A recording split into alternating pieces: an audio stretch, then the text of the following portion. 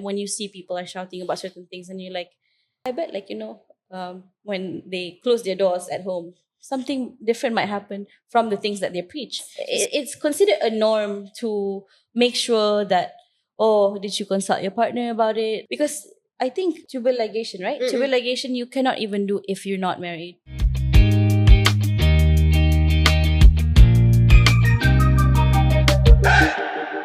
Welcome back to another episode of Athena Effects, the series. Today, I want to talk about female reproductive rights in Malaysia. Do you know that there are some things that involve our own reproductive rights that we can't even decide alone, where we need some permission from the husband? I have here today with me Fara from Reproductive Rights Advocacy Alliance Malaysia, or in short, RRAAM. Yes.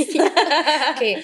That's a tongue twister for me. You got it. She's a president from RRAAM, and maybe can you introduce a little bit? I think the term president is so fancy, but it doesn't really look like that. I've been volunteering for the reproductive rights movement in Malaysia in different capacity, from the start of like giving flyers, giving free condoms to people during bazaars. I started when I was in the university, so it involves multiple different organizations. So we actually have, for example, Federation of Reproductive Health Association Malaysia, which is an association that has the members across Malaysia that provides contraceptive services from back then.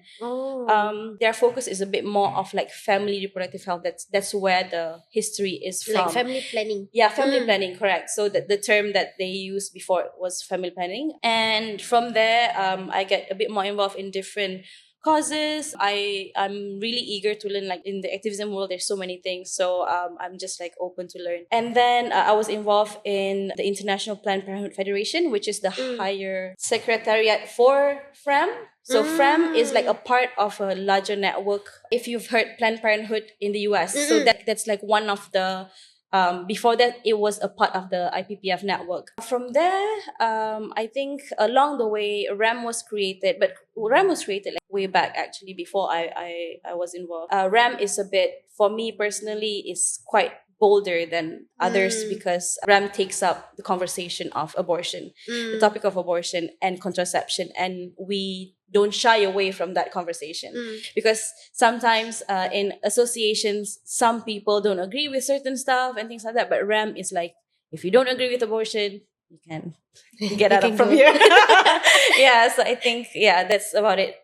And because I started having passion about comprehensive sexuality education, but I noticed along the way when I'm doing like sessions with children or sessions with young people, there's a lot of censorship around specifically abortion and contraception. So I think it makes me want to like be louder in that for some reason. The rebellion inside me, like, I think this is something that Meaning in the CSE around children is mostly abstinence?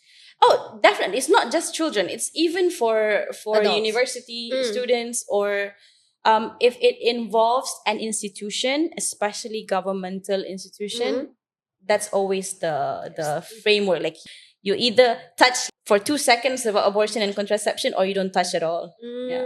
Okay, I see. Alright, so in this episode today, our main objective is to discuss the challenges and barriers to reproductive rights in Malaysia. And our goal will be to emphasize the importance of reclaiming our rights for the well-being of all women, especially in Malaysia. And we would like to increase awareness and education on reproductive rights. By definition, rights to access contraception, abortion, and quality reproductive care. Correct. All right. So we know that many of our law is derived from the British colonial system, right? So it's very patriarchal, I guess. And one of it is that abortion is only legal if the mother is at risk. So how do you I know RRAAM from the abortion. Even I myself, I know RRAAM due to the abortion rights that you all fight for. So how do you tackle that? Because technically it's not legal. So when you do that, when you help women who wanted to get abortion, how do you tackle the legal side of it? Okay. I think worldwide there's already like a major shift in the abortion conversation, from having doctors, from having multiple number of doctors to approve the abortion process, having husbands consent and things like that. There's already like a lot of evolving scenario like in abortion itself.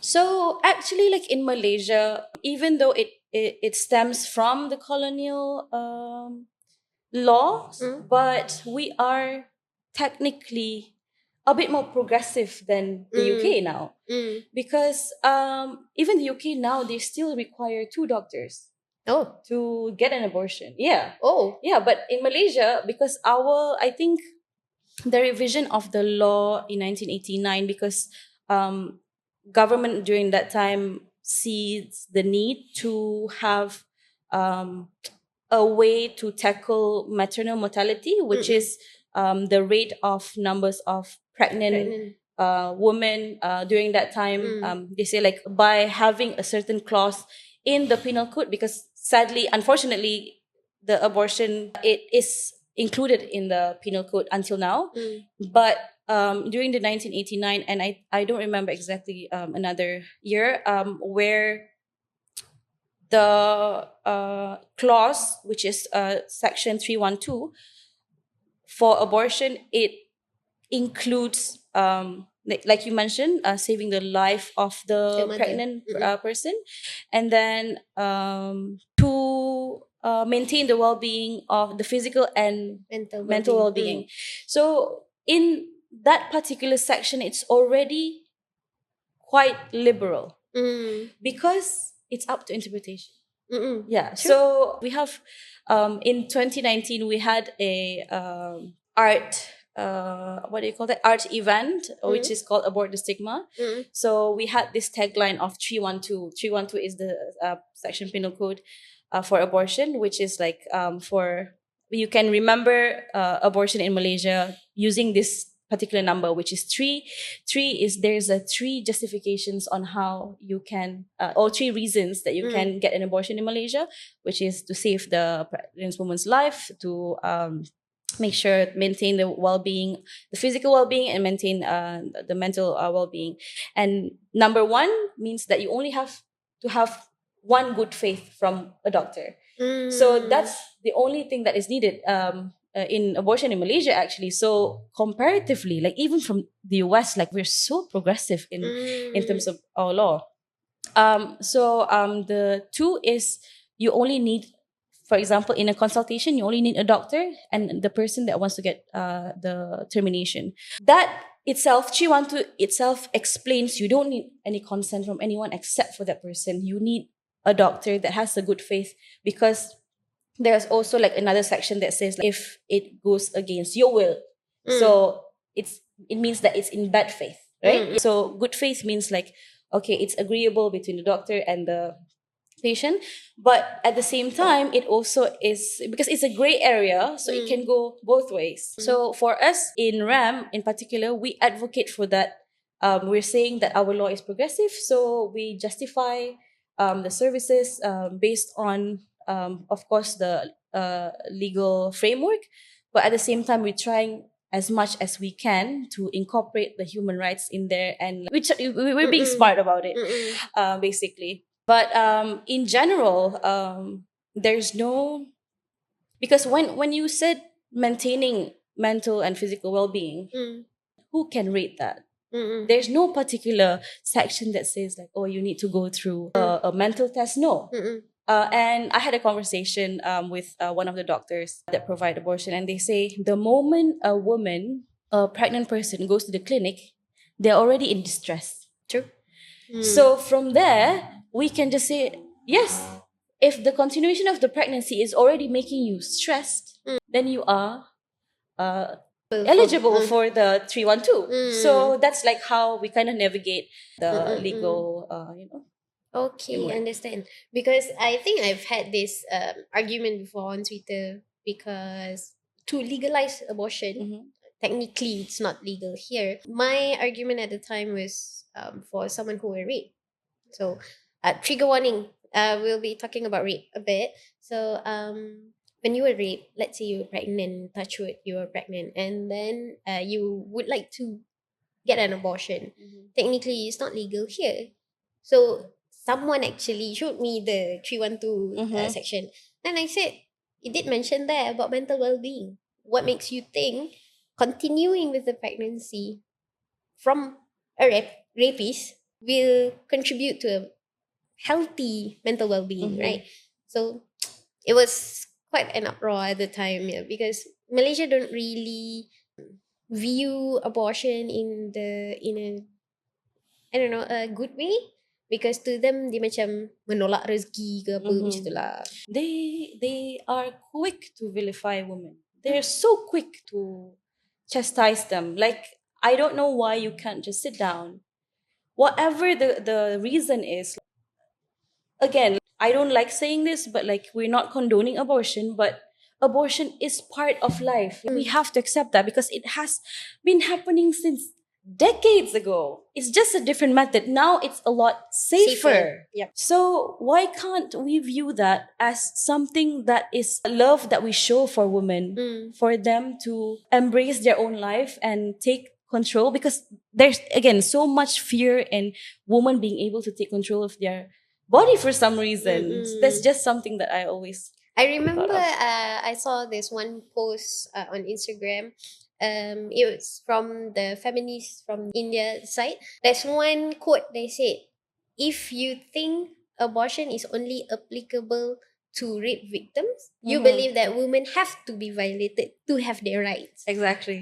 That's one of, like, when I read that too, I'm like, that's so spot on. Right. Yeah. It was very wow. It's a strong message that if you believe that only when we are violated that we have that right to have an abortion, then you're not exactly siding with women. Exactly. And I feel like there's a lot more honest conversation that we have to have with people from different sector, different background, because a lot of it ties into faith, religion, and this is one thing that was people in America was writing on. But historically, it has been political.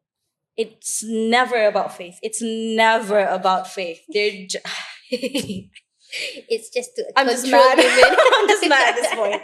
It's never about faith, but people continue to use that until something happened to their family, something happened to themselves, and then they just, like, the conversation just like, it's okay, this is something that we need. Why can't you just be compassionate from the start? Why do you have to use your faith or use somebody else's faith and justify that, no, you can't do this? True. Yeah. It's like until it happened to you, baru dia nak sedar macam, oh, I need this. Yeah. Like maybe if scandal ke pregnant kan? to protect your image, not even like, and we are not there to judge, but you're the one who put yourself in that situation. Like, how can you be judgmental to a person that knows what they want in their life, what they want to do with their life, and they know that's the best for them? And this is the thing about people talking about, like, abortion advocates. We advocate for options and choice for people to make. If I got pregnant out of wedlock, I might not go for abortion. We don't know, because my choice is different than yours. But it doesn't discount the fact that I'm an abortion advocate. True. I'm advocating for the choice for you to make yourself and what's best for your life.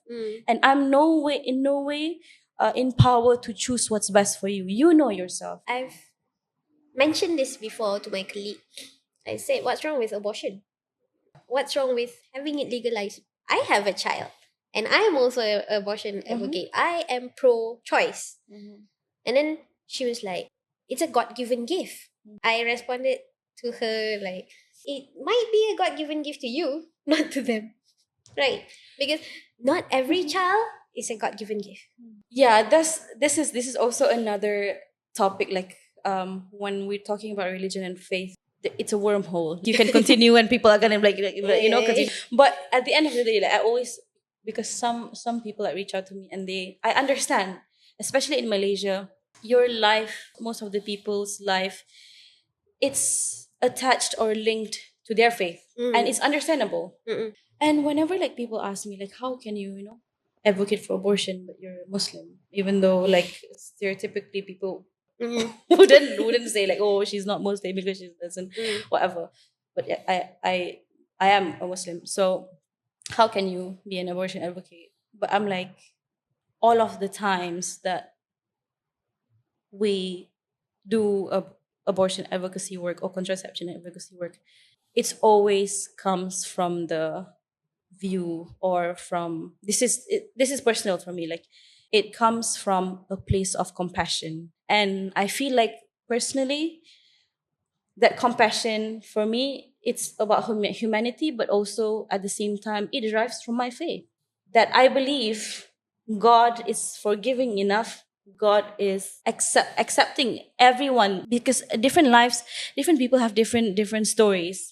So God is compassionate enough for you, no matter the choices that you make. And if that's something that you needed to do, Then do who it. are we to judge? We're not God. This is something that Malaysians should learn. We're not God. Like, You are not God. Exactly. So like, yeah, I don't wanna continue talking about sins and stuff, but people's lives are different, and it doesn't hurt anyone, or it doesn't make you bankrupt to just be compassionate and be kind and approach things in that manner, because you don't know at all what people go through. So now that we have touched a bit on religion, right? What would you say that religion is somehow discouraging contraception towards unmarried individuals? That's something that is, because they say we are encouraging sex out of wedlock and things like that. I think I would like to step back and again have the lens of public health. And in public health, it's always, if we want to argue about religion, it's always harm reduction. We always look at reducing harm for anybody that is involved or in anything. For instance, during the HIV epidemic, they did a harm reduction process where the ministry give out Free condoms. free, what do you call it? Free needles. Because at that time, the highest number of HIV comes from sharing needles. So, is that encouraging drug use? Somehow, right? Somehow, But yeah. that's where we have to shift our lens on, like, we're reducing harm. However you want to do, you still have to educate yourself about sexual and reproductive health and rights. You still have to make sure the information out there is available for all people without judgments, because you know for a fact anyone knows whatever you're saying outside sometimes, right? When you see people are shouting about certain things, and you're like, I bet, like, when they close their doors at home, something different might happen from the things that they preach. True. So see, we're not here to judge, but we're trying to make sure that everyone can get access to the information that they need, in again making the decision for themselves. Even when it comes to faith, even when it comes to whatever your beliefs are, it's not that we're not respecting your faith, but these are the services available. These are the information that you need to know about your own body. Because when we talk about abortion and contraception services, doesn't just entails you going to the clinic or the medication that you get. Information, dissemination of information is a service. So everyone should have access to this, and everyone should be able to know what to do if something happened to them, if they are in a certain situation, or in just daily life, they just know what to do, what is best for themselves at that moment. I think the past few episodes I had Jasmine. I think you know her. Yeah. Yeah. She's a member of RRAAM as well, right? Yes. So she said the main part of CSE is to empower choice. In this case, it doesn't matter if you want to get abortion or not, but the important part is that you have a choice. You can choose whether or not you want to. So it's not like, we just tell you that no, you cannot have abortion. You need to like maybe as a way to repent from your premarital sex, then you have to have the baby. But at least in CSE, we empower choices. I mean, you give them options to choose what they think is best for them, right? That's true. Because CSE is a lot of things. And when it comes to contraception, when it comes to having the options to get contraception, abortion, like Jasmine said, it's empowering people to have choice. When you know more, so CSE also talks about bodily autonomy, right? So it actually goes beyond sexual reproductive health because it's about social skills. It's about power dynamics. It's about like, because when it comes to abortion and contraception, sometimes it involves who gives the power for the person to access that medication. So there's layers of doctors, and then there's another layer of partners. So to navigate that power structure, it actually goes beyond the conversation or the topic of reproductive health. It's about the control of your own life. So when you empower people to say, it's okay, this is something that you have to think for yourself first. Because I disagree. I sort of disagree when people say that when you want to get an abortion, it's compulsory for people to consult their partner. Yeah. This is a bit controversial, I guess, but I feel like the conversation with partners can happen, but first things first, it's your own self. It's saying that, okay, aside from that person, what do you think is good for your own? The decision that you're making is about you. So we have to be like empowered enough to separate that so that we can have our own bodily autonomy. I think when getting an abortion, a discussion with your partner is important, but the final decision should come from you. Yep. Yeah, because let's just say they both right, I wanted to get abortion, you don't want. Then we discuss what can we do about that. But then in the end, it should be my own decision. If I think, let's say they're not married, right? What if he left? Then she's gonna be alone with the baby, which she didn't even want in the first place, right? Thankfully, our abortion law does not require consent from partners. But our contraceptive BTL, bilateral tubal ligation, requires husband consent. Okay, so so actually, I don't know. I think it's not required by law. It's So not this is required the by thing. law? No. So when we say abortion doesn't require consent from partner, right? These ridiculous extra conditions is not being written anywhere In the in the penal code. So technically, it's not. But it does come from bias. It's considered a norm to make sure that, oh, did you consult your partner about it? Because I think tubal ligation, right? Tubal ligation you cannot even do if you're not married.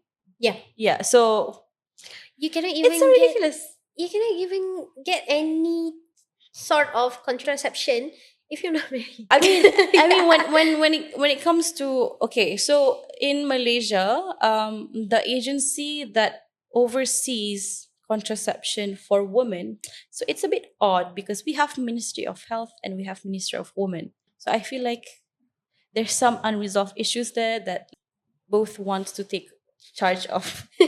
Okay, so that's not my conversation to have. But when LPPKN was introduced, it's a national lembaga pembangunan penduduk, something like that. And it's an National Development Family Board and then something like that. So LPPKN. I don't remember exactly or what it's called in English. In LPPKN, they have for people to access because they provide contraception at should be like a lower Lower. price. Mm-mm. It's not free. Mm-mm. It's still like not that good, but there is services that is like lower than private clinics, but they basically don't recognize people who are not married because they say like people who are not married don't have sex. You know? Yeah. So and also this doesn't just reflect on the agency; it also reflects on our research. When it comes to contraceptive use, they don't include unmarried people. So it's like, see, like there's a lot of issues that happens, right? Like for example, baby dumping and things like that. For decades, they say they want to solve this. There is a solution, and we are saying that there's a solution to it, but they're just like they're just ignoring everything, and they're just like, oh, we're still trying to find a solution, when we're just like dangling the paper of solution like in front of you, like We do have a solution. We have contraceptive. We have condoms. You can give out pills. I mean, the contraceptive pills, but they still want to focus on abstinence.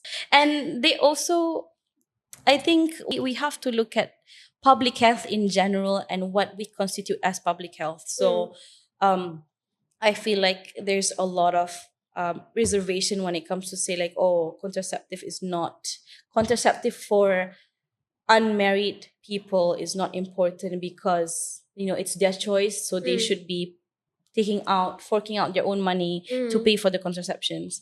But if you see, like if we were talking about, oh, we should reduce abortion or things like that, if you see the countries, Sweden, the countries, especially I think the Nordic countries, their public health is so robust that the abortion percentage is so low because they can access all of these medications or services for free.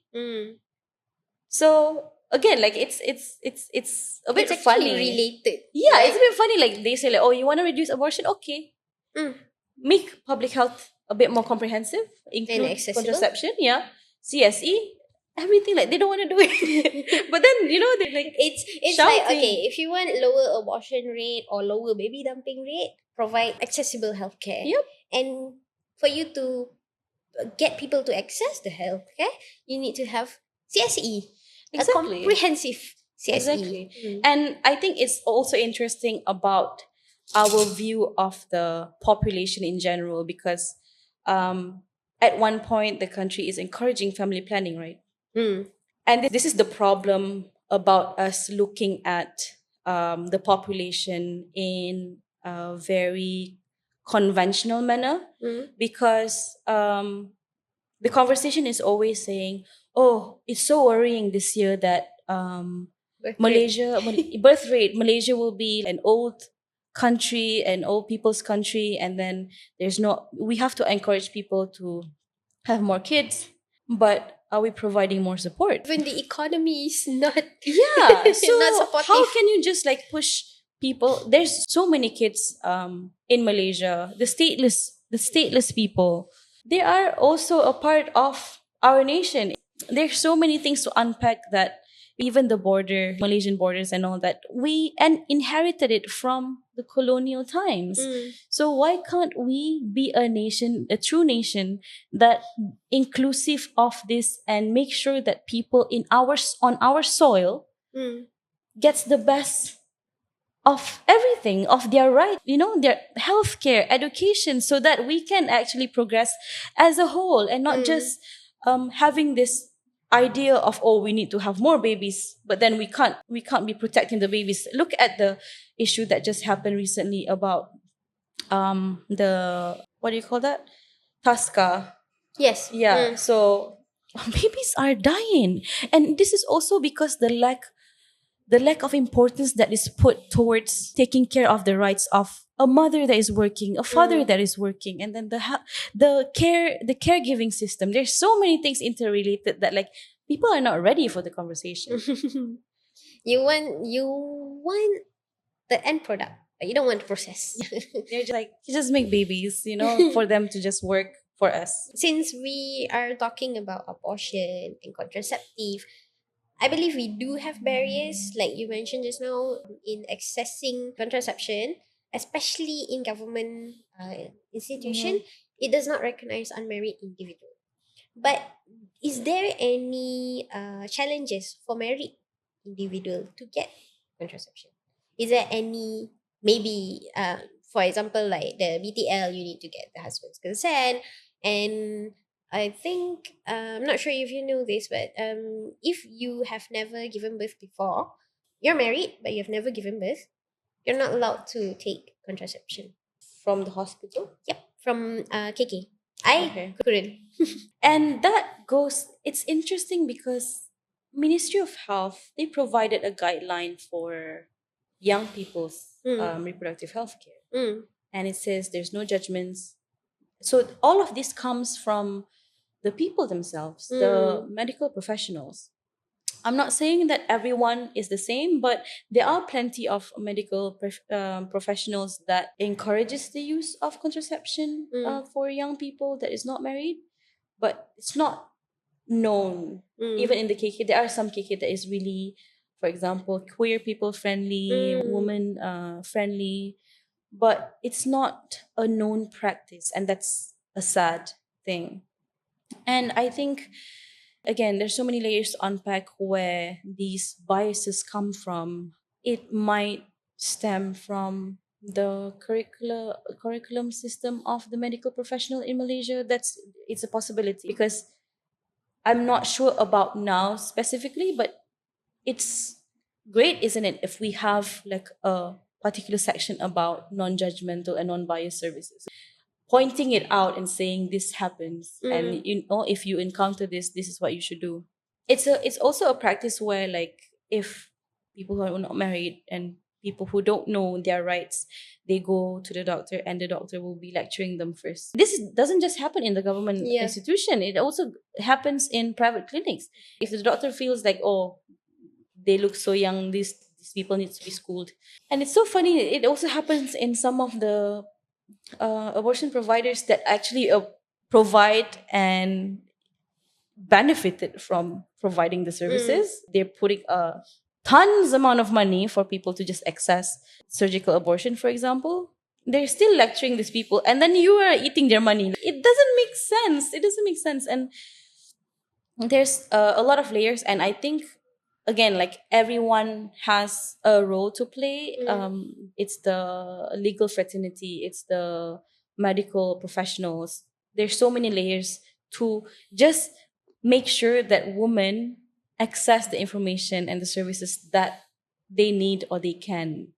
Yeah, there's so much work to do, and I feel like a lot of it is led by just people who are, nobody's like me, like Yeah. a lot of advocates, we don't have title, we don't have like doctors, although some of a part of RAM we're powered by the doctors, but I think a lot of the work also is possible because the people, the public, take charge of, like, okay, I think we need to advocate for this even more, even though we don't have much power. Yeah, in that. With regards to the attitudes of healthcare professionals in for us to get abortion and all, or maybe contraception even, do you think it leads to unsafe abortion? We have heard before that I've heard of unsafe abortion where they use a cloth hanger and some traditional way, macam pergi kat bomoh or bidan kampung like that to actually abort. So do you think that this kind of attitude will increase the risk of unsafe abortion? 100%. And I think the language that is being used abroad as well, when it comes to abortion, because now we have like a more Western medicine, but also acknowledging that abortion has happened decades ago. And there are like traditional midwife that provides abortion back then that are being recognized now, but I think the conversation is still ongoing. Definitely the attitude of medical health professional influences this, because if so when we look at people who seek abortion, they're scared of going to the clinic. Why we know they're scared? Because there's so many excess of black market pills. The two pills, right? Yeah, so if you know that For instance, if I live in a country that I know if I go to the doctor, I at least can get an information that helps me and not vilify whatever I'm doing or judge whatever I'm doing, I'll go there. And because I know they're professionals, I want to be safe. People are compromising on their safety because they know they won't be getting the information that they need, and they will be judged at the same time, and then it's just counterproductive for them. So, like I said, it's definitely in the attitude of medical professional influences the willingness for people to seek proper medical help. Back when I was handling communities with NGO, I had this one case where this girl, she was already 6 months pregnant, but she couldn't get an abortion because first, there's no access. No one knows she's pregnant. She and the boyfriend resort to unsafe abortion because they're both nursing students. She asked the boyfriend to hit her on the stomach just so she would miscarry, but it didn't happen. But last I heard about her, in the end, she did give birth. She told her grandma, and then the grandma actually brought her to an abortion clinic, but it was too late because it was already 6 months and all.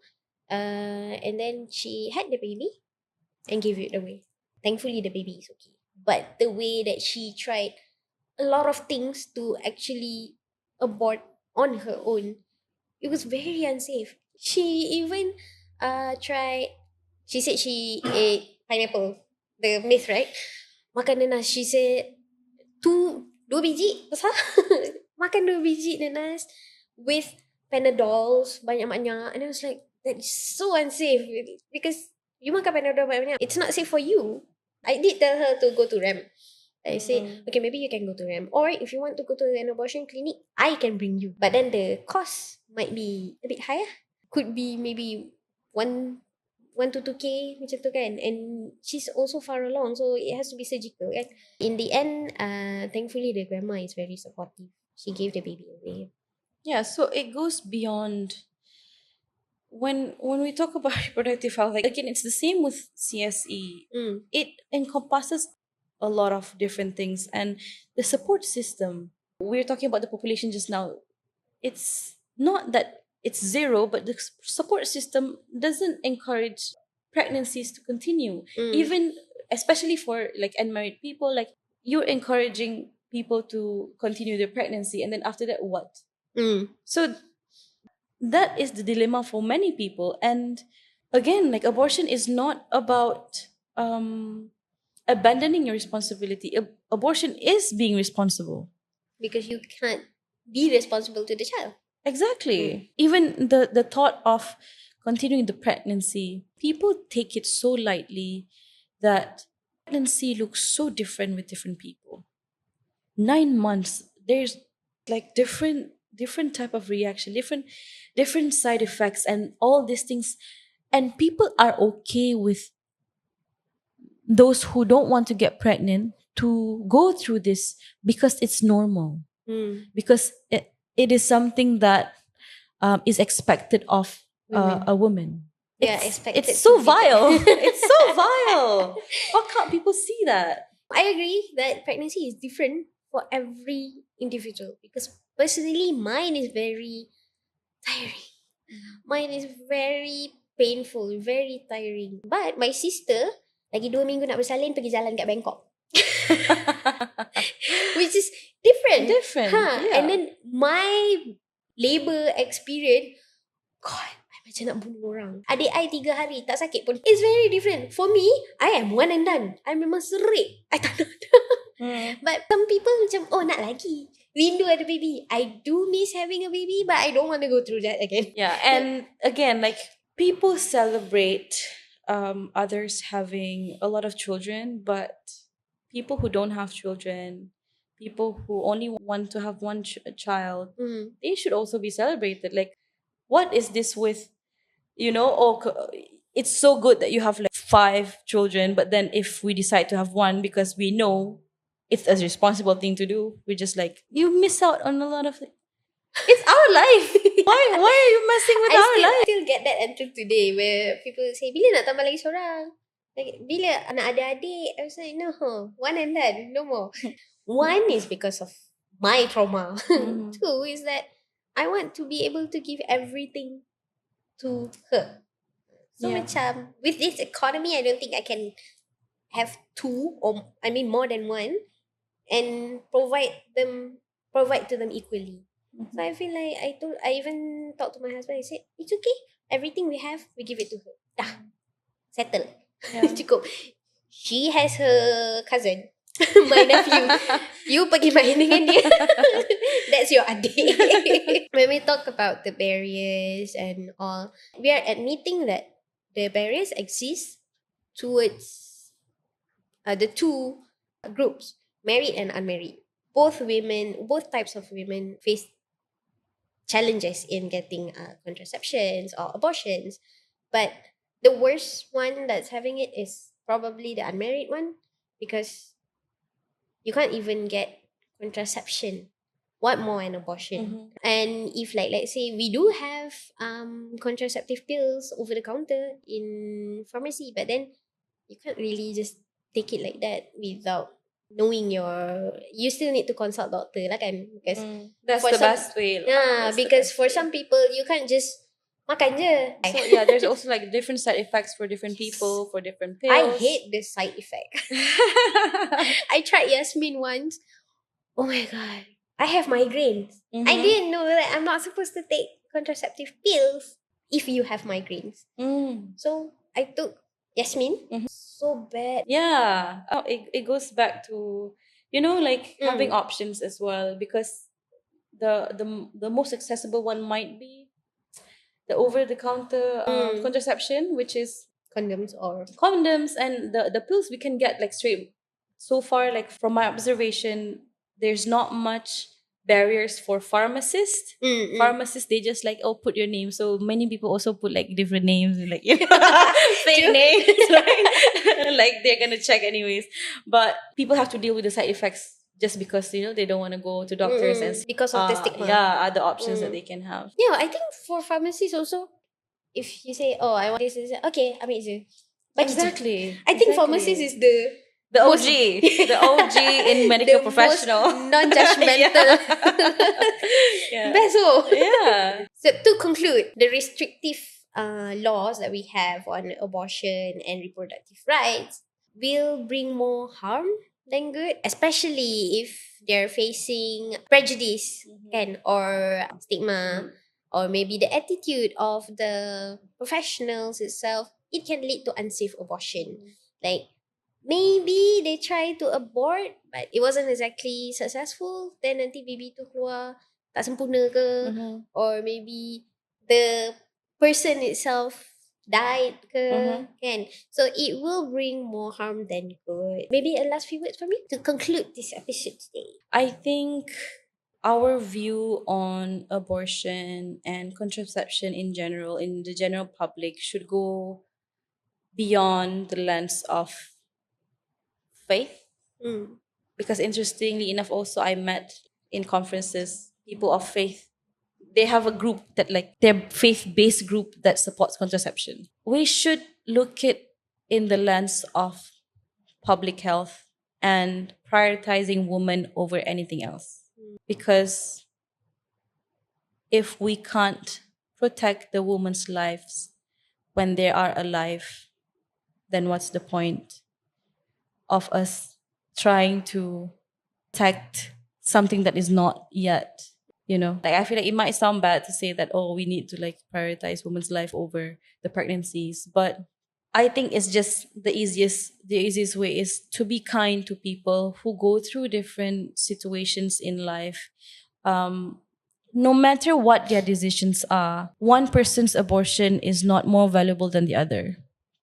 And one person's reason for abortion is not more valid or better than the other. So we have to respect the decisions that they're making and make sure that they have the necessary information, and again, making sure that it comes from themselves and they're not coerced to do what they don't want to do. So yeah, just be a supportive person, even if that's not you who goes through that. It just takes another compassionate person or compassionate soul to save a person's life. Wow.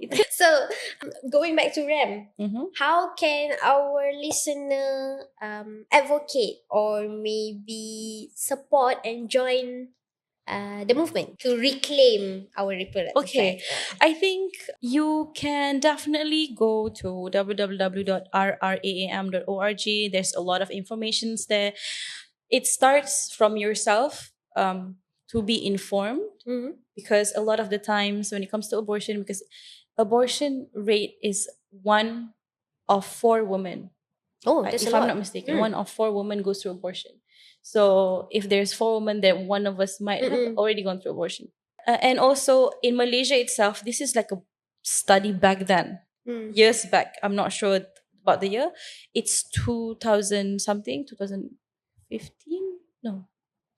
Around that time, which says that 100,000 abortion, 90 to 100,000 abortion happens for 1 year. That's a lot. Yeah. Is this legal? I mean, is it So safe this is just abortion? yes, because there's no specific study that is done in pointing out, oh, they have surgical abortion or this kind of abortion. Only we have hotlines that the clients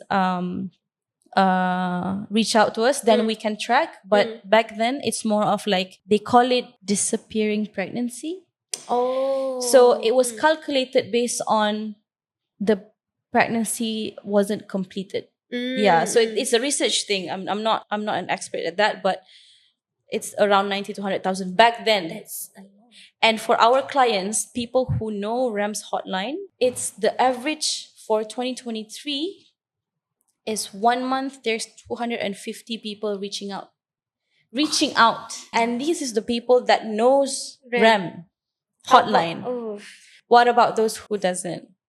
So I think, yeah, it's again because a lot of the times people don't go straight to the hotline. They always ask people around them that they can trust. So be that person that people can trust with the information that is needed. So I think that's like the very first step.